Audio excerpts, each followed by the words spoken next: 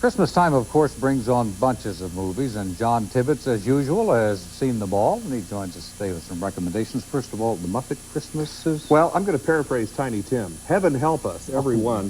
Muppets Christmas Carol, I'm sorry, I'm going against the tide here, but I didn't like it. Now, it seems like a great idea. The Muppets in Dickens's London. Sure, it makes sense. And Kermit and Miss Piggy, and Michael Caine is a terrific Scrooge.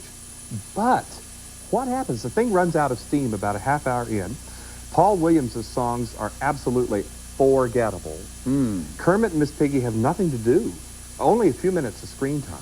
Did the kids like it in the theater? The group I saw it with was very quiet. That either means they were attentive, they were asleep, they had visions of sugar plums for another evening in mind.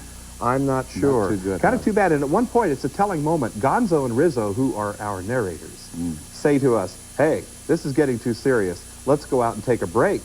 I'm wondering if they're recommending that to the audience, like the Marx Brothers did one time. Okay, what else? Home Alone 2. This is the most violent movie.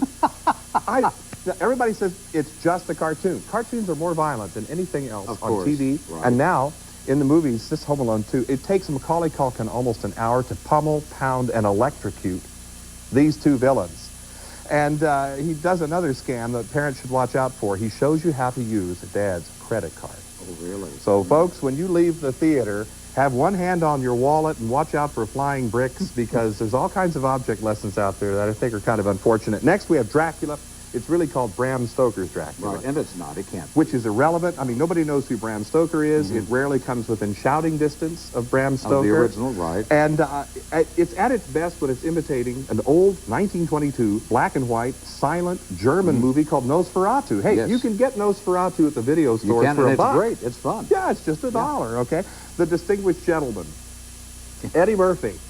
Again, I didn't like it because the usual con is, okay, you're an idealist, you go to Washington, and you get corrupted.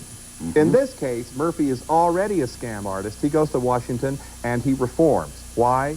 Does he go to visit the Washington Memorial, the Lincoln Memorial? Does he do a Jimmy Stewart routine, idealism?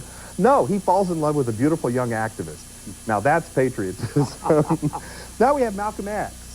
Well, I just think Spike Lee cannot make up his mind what he's going to do with Malcolm X. I mean, by turns, he's doing jitterbugs, and he's wearing zoot suits, and it's a very artificial film. Then we have shafts of light and prison conversions and marches to Mecca. And then we have long passages at the end where it's just speech-making. Now, I think it's really too bad here, but what it has going for it is the great Denzel Washington. Oh, he was superb in that. Now, I am behind no man or woman or child or whomever in my admiration for Denzel Washington. This we guy are is just really about fine. out of time, John. We've got to jump in. Too bad. Do you like anything? Yeah. Anything? Sure. All right. Aladdin and a river runs through it. Great. Aladdin is fast and sharp and sarcastic, and it's a takeoff as much as anything on Disneyland and Disney World. Really? He's a huckster. He's a Monty Hall type, the genie. The kids like this one, too, right? The kids love it, and a river runs through it. If there is one movie that the family should see together for the holidays, it's Robert Redford's A River Runs Through It, and you're going to want to go out and grab a fly rod and head for the trout streams, if any are thawed out this season. I guess. I can't believe. So these are the two good ones. Yeah, and I'm also looking forward to seeing how people react to Forever Young with Mel Gibson. A very fine, gentle, romantic comedy. I did indeed. And the movie that I'm really watching for is Steve Martin as a Kansas evangelist in Leap of Faith. More on that one later. John, thanks a lot. You bet. Something to look forward to. Okay, we'll be back with Mr. Food before we close.